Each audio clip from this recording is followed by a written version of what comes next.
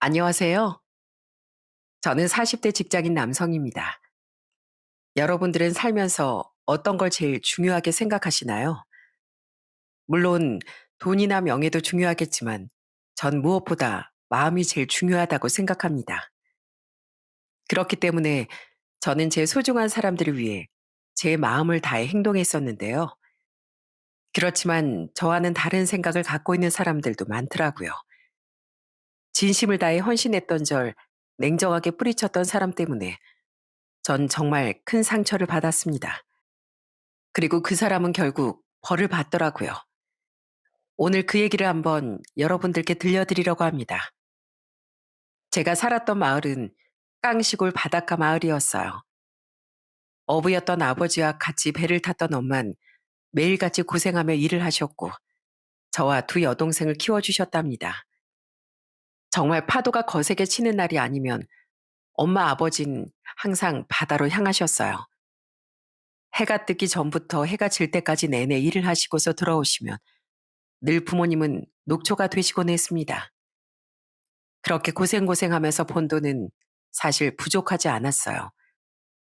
그런데 저희는 가난을 벗어나지 못했습니다. 그 이유는 바로 아버지의 가족들, 친가 식구들 때문이었죠. 아버진 가난한 집 장남으로 태어나 동생들의 뒷바라지를 내내 하셨습니다. 어느 정도 돈이 벌리면 서울에 사는 고모가 연락이 와 도와달라고 부탁하고 또 돈이 생기면 광주에 사는 작은 아버지가 전화와 돈을 빌려달라고 하곤 했죠. 아버진 동생들의 부탁을 거절하지 못하셨고 모아둔 돈을 그렇게 본인의 가족들을 위해 다 써버리시곤 했습니다. 그렇다고 해서 그 돈들을 다시 돌려받는 것도 아니었어요. 그러다 보니 매일같이 엄마 다투시곤 했습니다.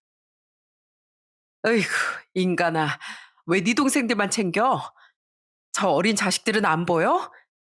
남들은 자식들 입에 들어가는 거 챙기느라 바쁘다던데. 아유, 어째 당신은 당신 가족들만 그렇게 챙기냐고. 그 돈이 어떤 돈인데 바다의 생명 담보로 번 돈을 어떻게 그렇게 다 써버려? 아니, 그럼 힘들다는 동생들을 나 몰라라고 해? 걔들이 알아서 잘 살면 갚겠지. 지금은 사정이 힘드니까 못 주는 거 아니야. 가족 뒀다가 뭐해? 이럴 때 도움 주고 하는 거지. 우리 힘들 때 봐봐. 남들보다 우리 가족들이 먼저 도와줄 거니까. 아이고, 잘도 도와주겠네. 지금껏 뜯어간 것만 다시 되돌려줘도 좋겠구만. 당신 두고 봐. 우리 힘들 때 누구 하나 손 내밀어 주는가. 아버진 속상함에 매일같이 술을 드셨고 엄만 그런 아버지를 답답해했습니다. 결국은 돈 한 푼 받아본 적도 없었고 오히려 저희 식구들이 빠듯해 힘들 땐 아무도 도와주지도 않았어요. 그런 일들을 보면서 전 아무리 가족이라고 해도 돈 앞에선 장사가 없는 거구나라는 걸 정말 많이 느꼈습니다. 살림살이가 그렇게 팍팍하다 보니 사실 전 대학에 갈 생각조차 하지 못했어요. 공부를 잘했던 것도 아니었지만 남들 대학 갈 때 집안 살림에 보탬이 되고자 전 바로 일을 시작했습니다. 무엇보다 제 동생들만큼은 대학을 꼭 보내주고 싶었거든요. 그래서 열심히 경기도권에 있는 공장에 취업해 돈을 벌었습니다. 제 바로 밑 여동생도 결국엔 대학을 포기하고 저와 같이 공장에 취업을 하게 되었어요. 그러면서 꼬박꼬박 돈을 모아 끝내 막내 여동생만큼은 대학을 보낼 수 있었답니다. 대학 졸업을 할 때 막내 여동생은 저와 둘째 여동생을 졸업식에 초대를 했었어요. 그날 꽃다발을 들고 갔더니 여동생이 졸업할 때 쓰는 학사모를 저에게 씌워주며 말했습니다. 오빠, 나 대학 졸업할 수 있었던 거 다 오빠 덕분인 거 알지? 그리고 언니도 고마워.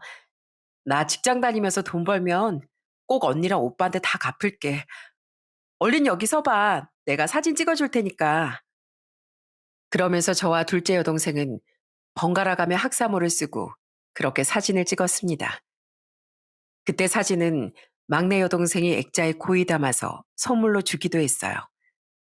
그 사진을 볼 때마다 얼마나 뿌듯하고 좋았는지 모릅니다. 그리고 정말로 막내 여동생은 저에게 크게 보답을 했어요. 어느 날 저한테 잠깐 만나자며 막내 여동생이 연락이 왔더라고요.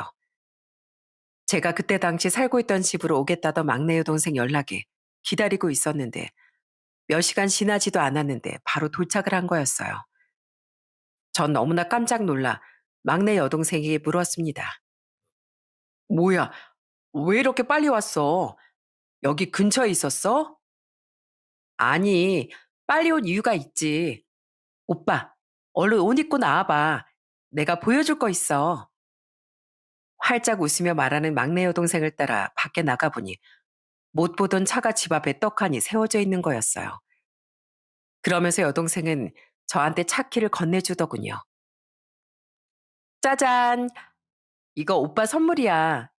앞으로 오빠 버스 타고 다니지 말고 이거 끌고 다녀. 알았지? 뭐야? 아니 네가 돈이 어디 있다고 이 비싼 걸. 에이, 오빠가 나한테 해준 거에 비하면 이건 아무것도 아니지. 오빠 20살 되자마자 면허부터 땄잖아. 그걸로 내내 공장 차만 운전하고 오빠 차는 운전도 못 해보고. 내가 그래서 준비했어. 얼른 타봐. 우리 드라이브 가자. 전 그날 정말 눈물이 왈칵 나올 뻔했습니다. 사실 막내 여동생이 기특하게 직장에 잘 다니고 있다는 것만으로도 정말 행복하고 기뻤는데 이렇게 큰 선물까지 준다니 눈물이 절로 나오더라고요. 그렇게 전 막내 여동생과 함께 그날 행복하게 드라이브를 가기도 했답니다. 그렇게 공장 생활을 하다가 전 서울로 직장을 옮기게 되었어요. 아무래도 미래를 위해선 공장에서만 있어선 안 되겠다는 생각이 들었거든요. 그러다 서울로 상경한 친구를 오랜만에 만나러 나가게 되었는데 딱 거기에 친구 여자친구와 그 여자친구의 친구가 같이 있더라고요. 자연스럽게 합석을 하게 되면서 이런저런 얘기를 나누는데 친구 여자친구의 친구가 진짜 적극적으로 말을 걸더라고요. 사실 전 그때까지 제대로 된 연애 한번 못 해본 숙맥이어서 말 한마디 잘 못 붙였습니다. 그런데 그런 제 모습이 이 여잔 좋았던 것 같아요. 그날 제가 그 여자분을 집까지 데려다 주게 되었는데 저한테 먼저 연락처를 묻는 거였죠. 아까 들어보니까 저랑 직장도 비슷한 곳에 있는 것 같은데 언제 한번 점심이나 같이 먹어요. 저랑요? 네. 이것도 인연인데 친하게 지내면 좋잖아요. 전화번호 뭐예요? 여기 찍어주세요. 그렇게 그날을 시작으로 전 그 여자분과 종종 같이 점심도 먹으며 친해지게 되었어요. 그런데 막상 친해지고 보니 이 여잔 사람이 참 순진하고 착하고 뭐든 둥글둥글 모난 곳이 없더라고요. 거기다가 배려심이 어찌나 좋은지 같이 있으면 마음이 편하고 좋더라고요. 그러면서 자연스럽게 마음이 생겼던 것 같습니다. 그 뒤로 저흰 2년의 연애를 하게 되었고 결혼까지 꼴이 나게 되었어요. 지금도 아내에게 첫 만남 얘기라면 절대 아니라며 자기는 도도했었다고 말하지만 전 사실 저희 아내만큼 누구에게나 환하게 웃어주는 사람을 여지껏 본 적이 없습니다. 그런 아내와 결혼을 하고서 저희는 아들 하나, 딸 하나를 낳았어요. 처가 식구들은 장인 장모님 그리고 처형 아내 이렇게 네 식구였습니다. 전 특히나 장인어른을 정말 많이 따랐어요. 장인어른은 인쇄소를 운영하셨는데 처음 절 봤을 때부터 장인어른은 절 너무나 좋아하셨습니다.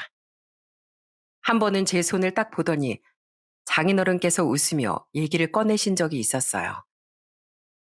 이야, 자네 이거 손 좀 봐. 아니 이건 그냥 운동으로 만든 게 아니라 생활 근육인데 강서방 자네 힘 좀 꽤나 쓰겠어. 아이, 아닙니다 아버님. 제 손은 아버님에 비하면 아무것도 아니죠. 아니야. 자네 이 손만 봐도 얼마나 고생하면서 살았을지 딱 보이네. 아주 영광의 손이야, 영광의 손. 자네도 내 팔 한번 만져보게. 나도 이 나이 또래에 비하면 두껍지 뭐. 난 한평생 열심히 살았다는 증거 같아서 좋던데. 자네도 참 열심히 살았구만 그래. 전 그런 장인의 칭찬에 정말 기분이 좋았습니다. 솔직히 제 인생을 잘 모르는 사람들은 그저 공부하기 싫어 대학도 안 가고 할 줄 아는 게 없으니 공장에 다녔다고 막말하곤 했지만 전 정말 제 인생을 열심히 살아왔거든요. 그런 제 인생을 누구보다 잘 알아주는 것 같아 너무 기분도 좋고 감사한 마음도 들었답니다. 그리고 장인어른은 저에게 뜻밖의 제안도 하셨어요. 자네도 알다시피 우리 집엔 딸밖에 없지 않은가. 나도 이제 인쇄소 운영하기엔 기운도 많이 떨어지고 그랬네. 그렇다고 고객들이 있는데 인쇄소 적긴 그렇고 자네 혹시 생각 있으면 나랑 같이 일해볼 생각 없나? 네? 제가요? 저야 어디든 감사하지만 전 근데 인쇄소 일을 해본 적이 없어서요. 그거야 내가 앞으로 차차 알려주면 되는 거고 자네같이 성실하게 열심히 일하는 사람이라면 나보다 더 잘할 걸세. 그럼 자네 일 정리되면 나랑 이제 같이 인쇄소 하는 거야. 그렇게 전 결혼 후 장인과 함께 인쇄소에서 같이 일을 하게 됐습니다. 사실 장인어른과 같이 일한다는 건 너무 불편하지 않을까 생각이 들 수 있잖아요. 그런데 전 오히려 장인어른과 함께 인쇄소에서 일을 하면서 일도 배웠지만 인생을 배웠답니다. 인쇄소가 그다지 큰 편은 아니었지만 장인어른께선 어떤 의뢰가 들어오든지 정성을 다해 인쇄물을 만드셨어요. 항상 고객들의 마음에 들 때까지 매번 수정의 수정을 거듭하고서 최선의 결과물을 만드시곤 했습니다. 그런 장인어른을 보면서 한 번은 제가 여쭤본 적도 있었어요. 장인어른, 이렇게 한번 만든 것도 수정해서 또 만들고 그러는 거 좀 힘들지 않으세요? 그냥 어느 정도 맞춰서 해도 되는 거잖아요. 이번에도 장인어른이 한 번 더 수정해서 보내주겠다고 하셨다면서요. 시간도 그렇고 재료들도 그만큼 쓰는 건데 왜 매번 이렇게 열심히 만드시는 거예요? 자네도 아마 앞으로 일하다 보면 느낄 걸세. 이게 내 새끼 같거든. 이왕이면 예쁘게 잘 만들어서 예쁨 받으면서 잘 쓰였으면 좋겠다 싶은 게 내 마음이야. 그래서 어떻게든 더 좋게 만들고 싶은 거지. 그런 자네 왜 일할 때 그렇게 꼼꼼하게 보는 거야? 저야 장인어른이 마음에 드셔야 하니까 꼼꼼하게 보는 거죠. 그래, 바로 그거야.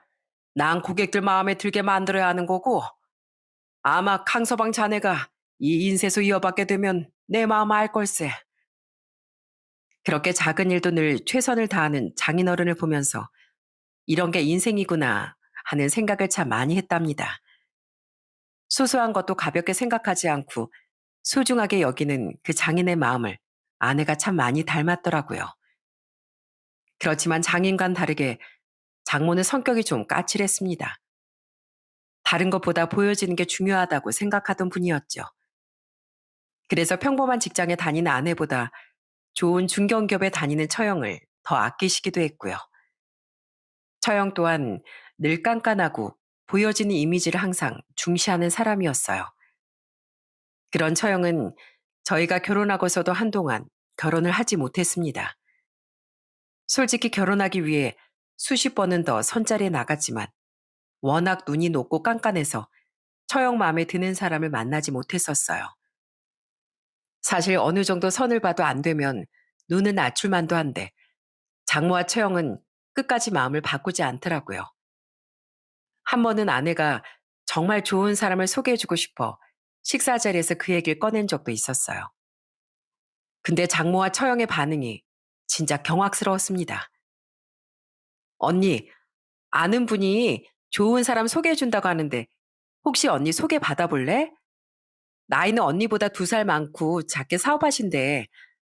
성격도 시원시원하고 밝아서 너무 좋은 분이시라던데 어떻게 생각해? 사업? 무슨 사업을 하는데? 뭐 큰 사업은 아니고 조그맣게 생산업 하나 봐. 저기 공장 단지 알지? 거기에 있어. 뭐? 너 지금 나더러 공장 하는 사람을 만나라는 거야? 야, 됐어. 그럴 바에 그냥 혼자 살고 말지. 그러게. 예. 넌 언니한테 무슨 혼사자리 그런 걸 알아봐. 아유, 됐다. 네 언니한테 아직도 줄선 혼사자리가 얼마나 많은데. 그런 건 됐어. 솔직히 처형이 직업이 좋고 외모도 나쁘진 않았지만 남들을 그렇게 무시할 정도로 굉장한 스펙을 가지고 있는 사람은 아니었거든요. 그런데 처형도 그렇고 장모도 그렇고 단박에 거절하는 걸 보고 나니 정말 어이가 없더라고요. 그날 후로는 아내도 저도 처형의 선자리라곤 아예 알아보지도 않았어요. 장인어른 또한 처형은 평생 혼자 살 거라며 장담하시곤 했고요. 그러다 정말 뜻밖의 소식이 들려왔어요. 저희가 결혼하고서 6년 뒤 처형이 마침내 결혼을 하게 됐거든요. 형님은 저보다 2살이 더 많았고 치과 의사였어요. 그러다 보니 장모님이 너무 마음에 들어 했습니다. 제가 처음 결혼했을 때부터 쭉 시큰둥했던 장모님은 처형이 결혼하고선 큰 사이가 올 때마다 정말 매번 버선발로 맞이하곤 했죠. 아이고, 우리 큰 사이 왔는가? 그래, 오느라 고생 많았지? 얼른 들어오게. 아유, 얼마나 힘들어서 그래. 장모님 잘 지내셨죠? 제가 자주 와야 하는데 일이 영 바빠가지고 못 와봤네요. 어? 서재네도 왔네요. 아유, 장모님, 저 오는 내내 너무 배가 고팠어요. 그래서 장모님 음식 잔뜩 기대하고 왔습니다. 아이고, 우리 사이 배고프구만. 얼른 밥 먹자, 밥 먹어. 내가 금방 차려줄게. 밥만 푸면 돼. 형님은 내성적이었던 저와는 다르게 서글서글하니 살갑게 행동을 하다 보니 장모님이 더 마음에 들어 하셨던 것 같습니다. 매번 처가댁에 갈 때마다 장모님은 노골적으로 큰 사이만 챙기셨어요. 그런 모습을 볼 때마다 아내가 서운함을 내비치기도 했지만 장모님은 아랑곳하지 않으셨죠. 엄마, 너무한 거 아니야? 아까 우리가 배고프다고 할 땐 좀 기다리라고 하더니만 아직 아빠도 안 왔는데 무슨 형부 먼저 먹어. 형부, 곧 있으면 아빠 오니까 아빠 오시면 같이 먹어요. 이해. 먼 길 왔는데 배고픈 사람 먼저 먹이면 되지. 뭐가 문제야? 그리고 니들은 여기서 가까이 살잖아. 자주 얼굴도 본다지만 우리 큰 사인 뭐 자주 얼굴이나 볼 수 있니? 넌 괜히 그러더라. 이서방, 괜찮으니까 먼저 밥 먹게. 여기 앉아. 밥 먹다 보면 우리 남편 올 거야. 역시 우리 장모님, 저 생각해 주시는 건 장모님밖에 없네요. 처음엔 저렇게 장모님에게 잘하니 아무래도 예뻐할 수밖에 없겠다는 생각을 했습니다. 거기다가 형님과 장모님은 쿵짝이 어찌나 잘 맞았는지 다 같이 모인 식사 자리에서도 두 사람만 하하호호 즐거울 때도 많았어요. 아니, 근데 장모님은 어떻게 피부가 그렇게 좋으세요? 아까 들어올 때부터 피부에서 광이 나던데 뭐 하신 거 아니시죠? 어머, 하기는 뭐래. 원래 내 피부지 뭘. 그나저나 피부 괜찮나? 아유, 요즘 하도 푸석푸석해서 나름 고민이었는데. 푸석푸석하기는요. 전혀 그런 거 없는데요, 뭘. 그러고 보니까 장모님 왕년에 이영애 좀 닮았다는 소리 안 들으셨어요? 완전 판박이신데. 아이, 맞죠. 내가 왕년엔 좀 한가닥 했지. 남자들이 아주 대문 밖까지 줄을 섰었어. 근데 내가 눈이 삐어가지고선 자네 장인을 만난 거 아닌가. 그렇게 장모와 형님이 둘이서 하하호호 얘기를 할 때면 장인은 늘 어처구니 없단 표정으로 타박을 하시곤 했습니다. 이서방 자네, 시력 좀 검사해봐야 되지 않겠어? 아무리 내 아내라지만 그 정도는 아닌 것 같구만. 아니 여보, 무슨 그런 소리를 해. 이서방이 맞는 말 했구만. 맞는 말은 무슨, 여기 누가 그 말에 동의하는데? 아무도 동의하는 사람 없어. 거 쓸데없는 소리 하지 말고 밥이나 먹어. 그렇게 장인이 아무리 타박을 해도 장모의 형님 사랑은 그칠 줄을 몰랐습니다. 심지어 처가 식구들끼리 어딜 놀러 가면 항상 장모는 형님만 챙겼어요. 하루는 다 같이 산에 오른 적이 있었는데 그때 제가 준비했던 얼음물을 장모에게 드렸더니 그걸 홀라당 형님에게 쥐어준 적도 있었어요. 이서방, 여기 앉아, 여기. 아휴, 덥지? 이서방 바쁘고 힘들 텐데 산까지 올라가지고 어쩌나. 아닙니다, 장모님. 이렇게 한 번씩 나와야죠. 그래도 이렇게 나오니까 시원하고 좋네요. 그지? 역시 우리 이서방이야. 아, 이렇게 늘 긍정적이라니까. 자, 이거 얼음물이니까 시원하게 좀 마셔보게. 아주 속이 확 풀릴 거야. 감사합니다, 장모님. 잘 마실게요. 그런 장모님을 볼 때마다 사실 좀 서운한 마음도 들었어요. 솔직히 형님은 매번 일이 바쁘고 멀리 산다는 핑계로 자주 처가에 오진 않았거든요.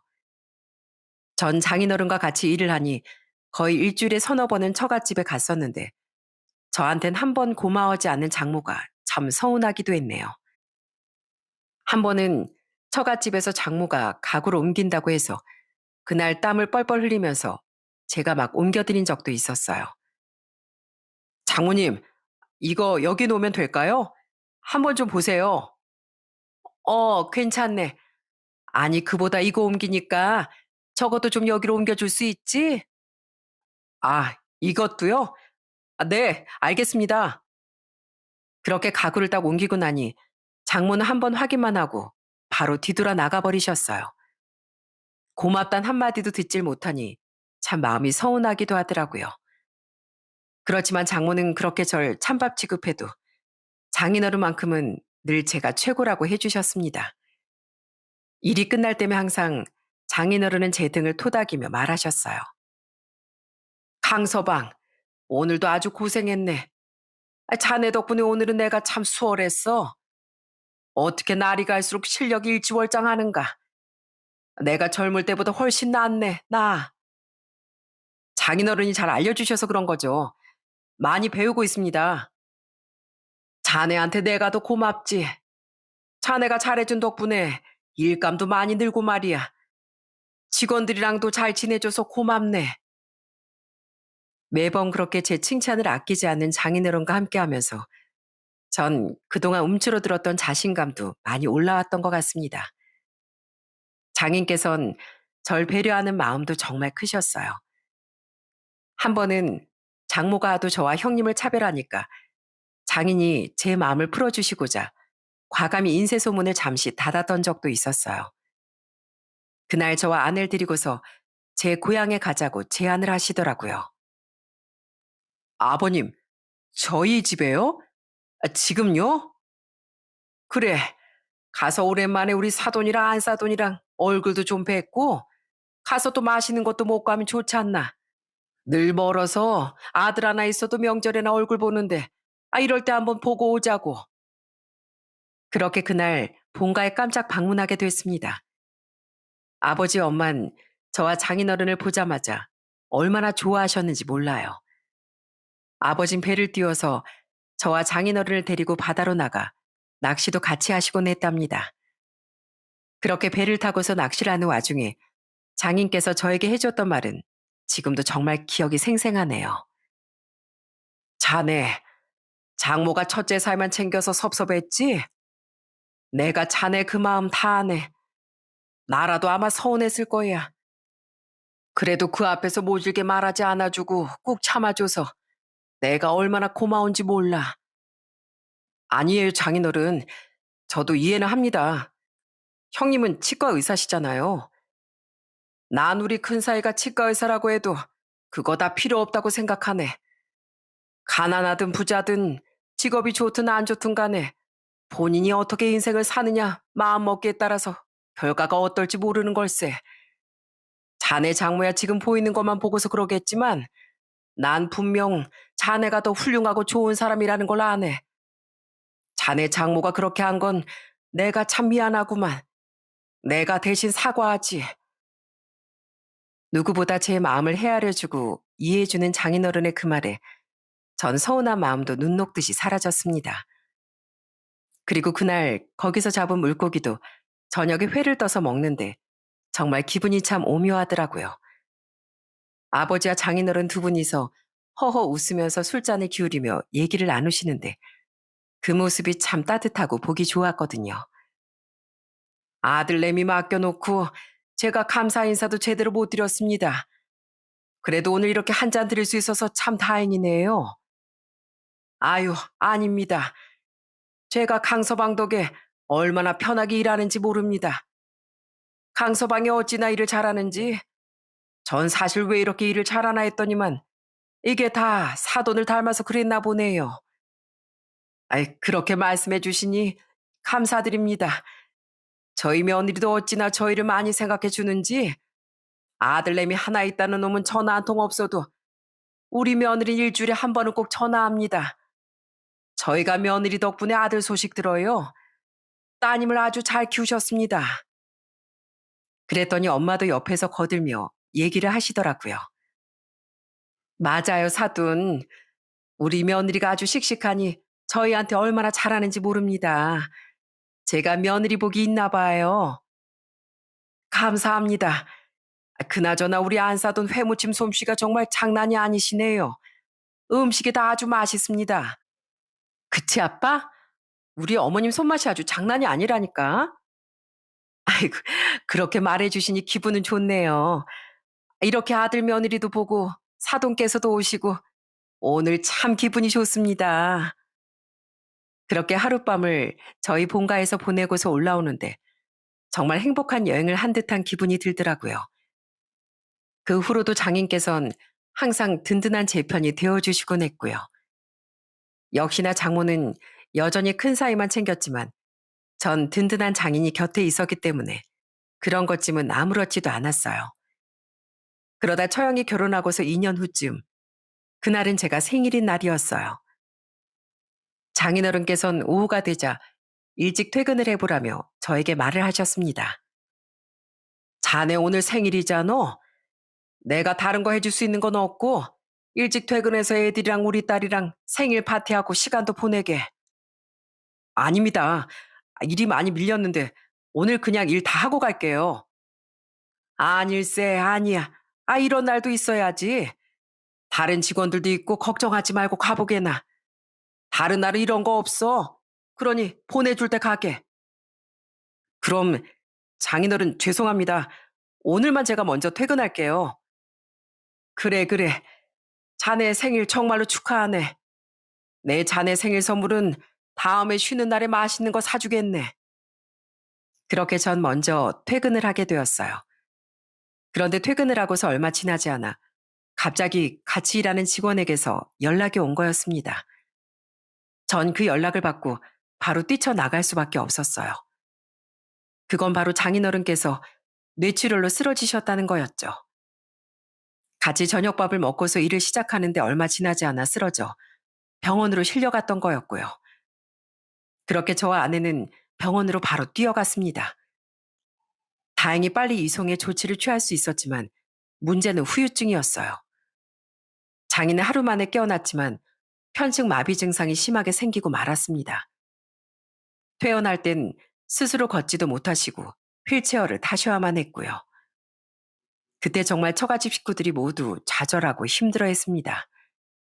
평생을 건강하셨던 장인어른이었기 때문에 다들 그 상황을 받아들이지 못했죠. 그래도 전 장인어른이 꼭 다시 건강을 되찾을 수 있을 거란 믿음으로 열심히 인쇄소를 대신 운영했습니다. 그런데 그때 문제는 장모였어요.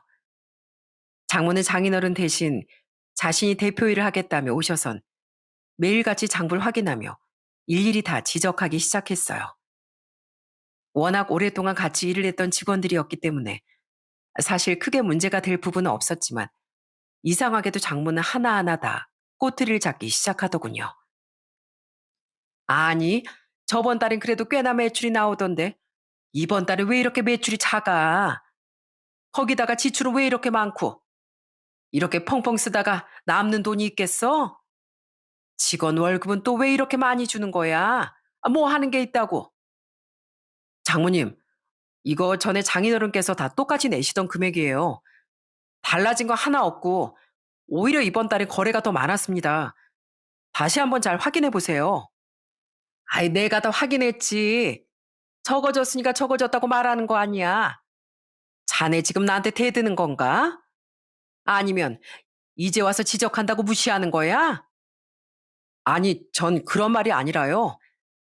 그럼 뭐야? 설마 이번 달 돈이 이렇게 적은 거 자네가 뭐 어디서 뒷돈이라도 챙긴 거 아니야? 자네 그러면 진짜 큰일 나네. 아무리 우리 남편이 지금 없다고 해도 그럼 대신해서 내가 대표니까 그런 짓 할 생각이랑 하지도 마. 정말 밑도 끝도 없이 말을 하는 장모를 보면서 너무 화가 났지만 전 장인어른을 생각하며 꾹 참을 수밖에 없었어요. 전 시간 날 때마다 항상 장인어른을 모시고 근처 바닷가로 향하곤 했습니다. 장인이 아프시고 난 후론 집이 계속 답답하다며 얘기를 하셨거든요. 그래서 답답한 마음을 좀 풀어드리고자 바다로 향했었죠. 장인어른, 어떠세요? 나오니까 좀 시원하세요? 날이 좀 찬데 담요 좀 덮어드릴까요? 괜찮어. 이렇게 나오니 참 좋구만. 괜찮으세요? 이번에 바쁜 것만 끝나면 식구들이랑 다 같이 멀리 바다도 보러 다녀와요. 멀리 가고 싶은데 죄송해요. 시간이 좀 많으면 좋았을 텐데. 아니야. 이 정도로도 괜찮지. 자네가 고생이네, 고생. 고마워. 그래도 천만다행으로 장인의 상태는 시간이 갈수록 점점 나아지는 듯 보였습니다. 그렇게 컨디션이 좋아지는 장인어른을 보면서 전 다시 원래대로 돌아갈 수 있겠다는 희망에 부풀어 있었죠. 그런 희망을 품고서 전 장인 재활에도 힘썼습니다. 장인어른을 만날 때면 늘 다리를 주물러 드리고 굳어진 몸을 풀어드리려고 마사지도 해드렸어요. 그때마다 장인은 잘 움직이지도 않는 손을 애써 들어올려 제 등을 토닥토닥 두드려 주시곤 했고요. 누구보다 강인했던 장인어른의 이런 모습을 볼 때면 참 마음이 아프고 쓰라렸지만 언제고 꼭 다시 일어날 수 있을 거라 믿었어요. 그렇지만 하늘은 참 냉정하더라고요. 병이 호전될 것처럼 보였던 장인어른이 갑자기 1년도 채 되지 않아 급속도로 몸이 나빠진 거였습니다. 어느 날 감기에 심하게 걸려 병원에 갔더니 폐렴이 생기신 거였어요. 호흡이 힘드시다 보니 바로 입원을 하셔야 했고요. 문제는 워낙 몸이 약해지신 탓에 폐렴이 쉽게 낫지 않고 점점 사태는 심각해졌죠. 간단한 치료로 끝날 거라 생각했는데 결국 폐렴으로 입원을 하시게 되었던 장인은 급속도로 건강이 악화되면서 며칠 후 저희 곁으로 다시는 돌아오지 못하셨습니다. 그렇게 허무하게도 장인께선 세상을 떠나셨어요. 정말 너무나도 가슴 아프고 하늘이 무너지는 줄 알았습니다. 정말 10년 동안 누구보다 절 아들처럼 대해주셨던 그런 따뜻한 장인어른께서 제 곁을 떠나셨다는 게 믿기지 않았어요. 정말 어떻게 장례식을 치렀는지 모를 정도로 전 정말 많이 오열했습니다.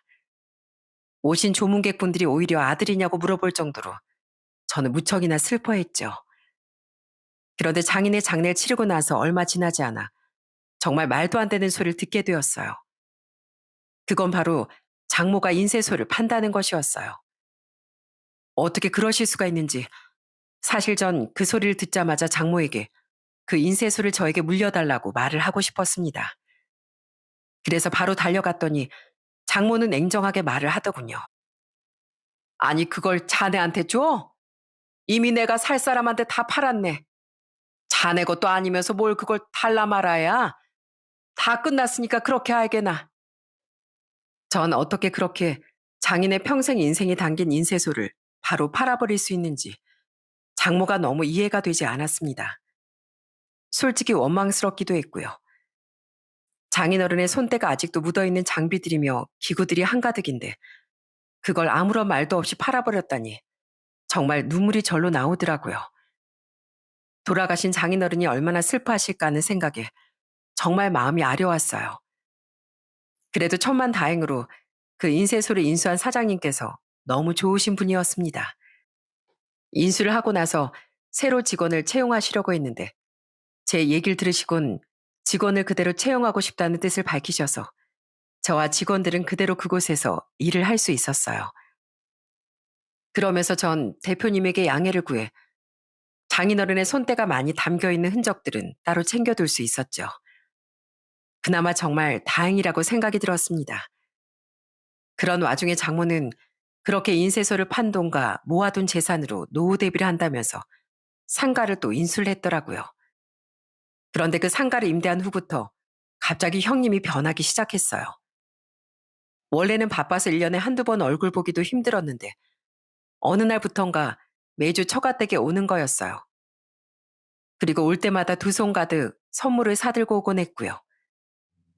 그때도 저와 아내는 혼자 남은 장모가 걱정이 되어 계속 왔다 갔다 처갓집을 갔었는데 이상하게 형님이 점점 자주 오기 시작하더군요. 장모님, 저 왔습니다. 큰 사위 왔어요. 아이고, 자네가 웬일이야? 바쁘지 않아? 한참 바쁠 시간에 어떻게 왔어? 장모님 혼자 계시는데 제가 마음이 놓여야죠. 식사는 하셨어요? 동서도 와 있었네. 아, 이거 장모님 화장품이에요. 장모님 화장품 다 떨어지실 때가 된 것 같아서 제가 사왔습니다. 어머머, 이거 비싼 백화점 거 아니야? 아유, 뭘 또 이런 걸 다 사가지고 와. 장모님은 제가 챙겨야죠. 또 다른 거 필요한 거 있으시면 언제든지 얘기하세요. 제가 장모님은 꼭 챙기겠습니다. 갑자기 달라진 형님의 태도에 전 사실 속이 다 훤히 보였지만 장모는 그 속이 보이지 않았는지 오히려 형님이 잘해주니 더 기뻐하셨어요. 형님은 진짜 눈에 보일 정도로 장모에게 잘했습니다. 장모님 기분이 좀 언짢아 보인다 싶으면 앞에서 진짜 춤까지 출 정도였어요. 역시나 나중에 보니 형님의 속셈이 다 있었더라고요. 당시 형님은 페이닥터로 일을 했었는데 장모가 갖고 있는 상가 2층에 자기 치과를 개원하고 싶었던 거였어요. 처음에 상가를 매입했을 땐 임대인이 있다 보니 말을 안 꺼내다가 계약 만료가 될 때가 되니까 형님이 그 얘기를 꺼낸 거였죠. 그 사실을 알고서 처음엔 아내가 먼저 장모에게 전화해 난리를 쳤습니다. 엄마, 어떻게 그럴 수가 있어? 언니한테 들어보니까 그 상가를 형부한테 준다며? 그게 지금 말이나 되는 거야? 난 뭐 딸도 아니야? 강서방은, 강서방은 사위 아니냐고. 그렇게 아내가 소리를 쳐도 장모는 별말을 하지 않고 나중에 얘기하자며 전화를 끊어버리더군요. 아내는 너무 속상해하고 실망했습니다. 그런데 그날 저녁 저한테 장모의 전화가 왔어요. 전 솔직히 뭔가 해명을 하시겠거니 생각을 했는데 장모는 너무나도 당당하게 뜻밖의 말을 꺼내시더라고요. 자네, 자네가 우리 딸한테 시켰나? 네? 그게 무슨 말씀이시죠? 아니, 우리 딸한테 나한테 전화해서 난리 피우라고 시켰냐고. 아주 내 속을 뒤집어 놓는데 내가 참 기가 막혀가지고 그 착한 애가 그 심성에 자기가 생각해서 그런만 내뱉을 리는 없을 거고 그럼 자네가 시킨 게 맞잖아. 아닙니다. 지금 무슨 소리 하시는 거예요? 제가 시킨 적 없습니다. 아니 자네, 솔직히 말해서 자넨 평범한 직장인도 아니고 인쇄소도 직원일 뿐인데 무슨 상가까지 욕심을 내. 송충이도 솔잎을 먹어야 산다고 사람이 주제 파악을 해야지.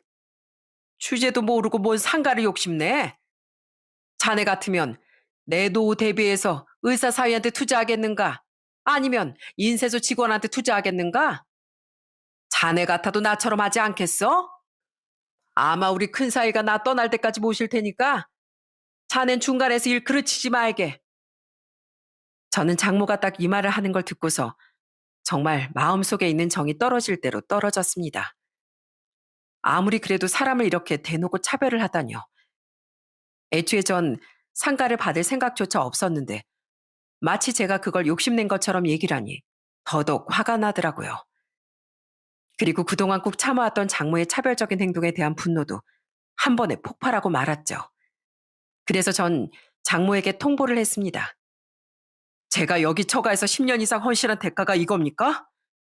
네, 잘 알겠습니다. 저 사위 자리 반납하고 앞으로 장모님께 10원 한 푼 받지 않겠습니다.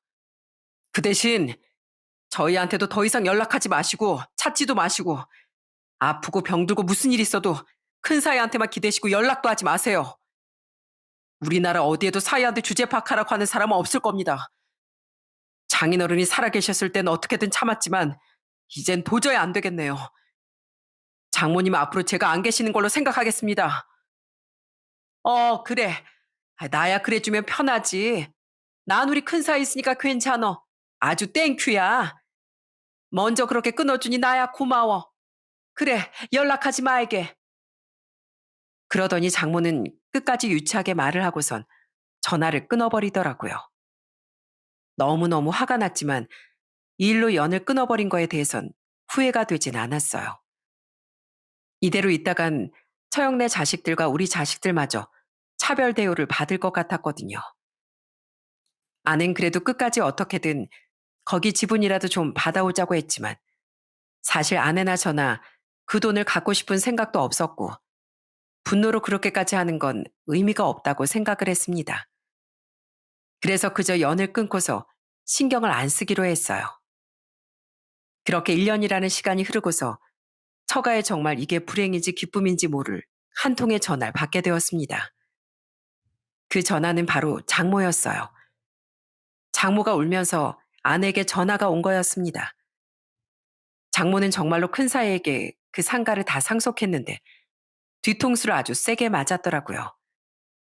형님은 원래 고향이 부산이었는데 그 상가를 받자마자 팔아버리고선 부산에다 치과를 개원하고 바로 이사를 간 거였죠. 그러니 장모의 계획은 완전히 틀어진 거였고요. 가까운 곳에서 큰 사위와 큰 딸을 끼고 살면서 사위한테 용돈도 받고 돌봄도 받고 싶었던 거였는데 믿었던 큰 사위에게 큰 배신을 당한 거였습니다. 그래도 그 상가를 팔고 난 후에도 장모는 희망을 놓지 않았던가 봐요. 그런데 여러분 아시죠? 몸이 멀어지면 마음도 멀어진다는 거요. 처음엔 그래도 장모 연락을 받던 형님과 처형도 나중이 되니 연락도 받지 않고 전화도 안 되고 완전 나 몰라라 내팽개쳐졌다는 거였습니다. 그러면서 장모는 울며 불며 아내에게 하소연을 하더라고요. 그걸 아내는 스피커폰으로 저에게도 다 들려줬거든요. 아이고 성아야, 걔들이 글쎄 얼마나 독한지 아니? 내가 전화하니까 글쎄 자기들 바쁘다면서 전화하지도 말라고 아주 화를 낸다. 이젠 아예 내 전화도 받지 않어. 내 돈을 그렇게 다 가져가 놓고선 어떻게 자식이라는 게 그런다니? 사위는 그렇다 쳐도 네 언니는 어떻게 엄마한테 그러니? 난 네 언니하고 네 형부한테 뒤통수 제대로 맞았다. 잘한다고 그렇게 말하길래 다 해줬더니만 내가 지들한테 어떻게 했는데? 네 아버지가 물려준 인쇄소까지 팔면서 다 퍼줬는데 나 망했다 망했어. 엉엉 울며 하소연하는 장모의 목소리를 들으면서 저도 참 어처구니가 없었지만 아내는 정말 화가 머리 끝까지 났는지 목소리가 덜덜 떨릴 정도로 화를 내더라고요. 엄마, 그래서 뭐 어쩌라고? 엄마 우리 이제 남남하기로 한 거 아니었어? 연락 안 하기로 했잖아. 엄마가 그렇게 하자면서 좋다면서 그래 놓고선 왜 전화야? 그런 얘기는 언니한테나 해. 형부한테 하라고. 우린 그런 얘기 전혀 듣고 싶지 않으니까. 아휴, 성아야, 너까지 왜 그러니? 너까지 엄마 버리려고? 버려? 엄마가 나한테 그런 소리 할 자격이 있고? 엄만 진짜 욕심도 많고 실용적인 사람이라는 건 알았지만 자식까지 그렇게 실용적으로 생각할 줄은 꿈에도 몰랐어. 언니가 엄마 외면한 거 그거 다 엄마가 만든 결말이야. 그걸 왜 나한테 하소연해? 우리가 지금까지 얼마나 피눈물 흘리면서 슬퍼했는지 엄마 알아? 모르잖아. 우리가 얼마나 상처받았는데 그것도 모르면서 어떻게 이제 와서 우리한테 전화를 해? 성아야, 엄마가 잘못했다. 어? 내가 정말 잘못했어. 정말 후회한다, 후회해. 그러니까 그게 다 엄마 업보라고. 앞으로 더 이상 우리 찾지 마. 나 엄마한테 오랜만에 전화 왔길래 도대체 무슨 일인가 해서 전화 받았는데 오늘이 마지막이야. 앞으로는 엄마 전화 절대 안 받을 거니까 그렇게 알아. 엄마는 언니 성격 몰랐어? 언니가 딱 엄마 닮았잖아. 언니도 엄마랑 똑같아. 엄마한테 이제 더는 나올 게 없으니까 언니가 엄마를 챙기겠어? 그리고 형부 있지? 엄마 앞에선 알랑방귀 끼면서 잘했는지 몰라도 뒤에선 다 꿍꿍이 속에 있을 줄 알았어. 우리가 그동안 그토록 말을 해도 안 듣더니 엄마 진짜 잘하는 짓이다. 어쩜 그 나이 되도록 그렇게 사람 볼 줄을 몰라? 그제서야 장모는 정말 후회의 눈물을 더 펑펑 쏟았습니다. 그렇지만 그렇게 운다고 해서 달라질 건 없었어요. 이미 저나 아내는 상처받을 대로 받았고 되돌리고 싶은 생각도 전혀 없었거든요. 그래서 아내는 냉정하게 장모를 끊어냈습니다. 아무튼 나 엄마한테 앞으로 할 말도 없고 만나고 싶지도 않아. 엄마 인생 이젠 알아서 살아. 우리한테 이렇게 전화하지 말고 언니랑 형부한테 말하라고. 나 끊는다. 이야, 잠깐만. 강서방, 강서방 옆에 있지? 아, 우리 사이 좀 바꿔봐. 어? 우리 사이 좀 바꿔줘. 한 번만 통화 좀 해보자. 어? 엄마 사이도 전화 받기 싫대. 엄마 목소리도 듣기 싫다니까 전화 끊어. 앞으로 사이든 딸이든 목소리들 생각하지 마. 그렇게 아내는 제 마음까지 정확히 읽고서 전화를 끊어버렸어요. 1년 만에 들은 장모의 목소린 역시나 제 예상이 맞았더라고요. 아쉬울 때나 우리를 찾는 그런 장모였습니다. 그렇게 잘난 큰사위, 잘난 큰딸만 귀한 줄 알았던 장모는 결국 큰딸과 큰사위한테 뒤통수를 맞고 완전히 혼자가 되어버렸죠. 이제 연세가 75세가 다 돼가는데 지금껏 자식들을 차별하며 지냈으니 그 대가는 정말 처참했답니다. 그리고 이 일이 있고 나서 2년이 지난 지금 전 인쇄소 개업을 준비하고 있어요. 장인어른의 인쇄소에 들어가 거의 14년 동안 일을 하고서 이제 본격적으로 저의 인쇄소를 갖게 되었죠. 장인 덕분에 처음 이 분야에 발을 딛게 되었는데 이제는 저도 장인의 발걸음을 뒤쫓아가려고 합니다. 제 이름을 걸고서 어떻게든 잘 운영을 해보려고요. 비록 많은 대출금이 필요하지만 저는 장인께서 제 옆에 항상 있다고 생각하면서 열심히 준비해 시작해 보려고 합니다. 장인께서 평생 인쇄소에서 헌신하면서 자식들을 키우고 가정을 지켜왔던 것처럼 저 역시 열심히 일을 하면서 제 가족들을 지킬 생각이에요. 지금 저희 부모님께선 뱃일을 정리하시고 이제는 노후를 즐기시고 계세요. 거의 50년 넘게 60년 가까이 뱃일을 하시면서 정말 그동안 모진 세월들을 다 겪으셨는데 이제는 좀 편안하게 노후를 즐기셨으면 좋겠습니다. 여동생들도 각자 가정을 위해 최선을 다하고 있고 저희 아내와도 참 잘 지내고 있어요. 아내는 여전히 저희 집의 귀한 며느리입니다. 저보다 더 저희 엄마 아버지를 잘 챙기고 여동생들에게도 누구보다 든든한 새언니가 되어주고 있어요. 이런 아내를 보면서 전 저희 애들한테도 좋은 아빠가 되고자 노력할 겁니다. 여기 사연들을 보다 보면 참 돈 때문에 울고 웃는 사연들이 많은 것 같아요. 그놈의 돈이 뭔지 돈으로 시작되는 갈등이 정말 많더라고요. 그런데 가만 보면 돈이 없어도 문제지만 돈이 많아도 문제가 있는 것 같습니다. 있으면 있는 대로 또 없으면 없는 대로 참 골치 아픈 게 바로 이 돈이라는 것 같네요. 그래서 요즘 생각이 드는 게 바로 돈에 너무 좌지우지하지 말자는 겁니다. 사람이 물질만 너무 쫓다 보면 집착이 생기고 그것이 사람을 망치게 되는 이유가 되는 것 같으니까요. 저 역시 물론 돈이 많으면 좋겠지만 너무 욕심내지 않고 그저 저희 식구들, 가족들 편안하게 먹고 살 만한 정도만 바라면서 사는 게 중요하다고 생각합니다. 여러분들은 어떠신가요? 보여지는 게 정말 제일 중요하다고 생각하시나요? 사람의 마음은 돈으로 살 수 없다는 것처럼 우리 인생에서 제일 중요한 건 이 마음이지 않을까 생각이 드네요.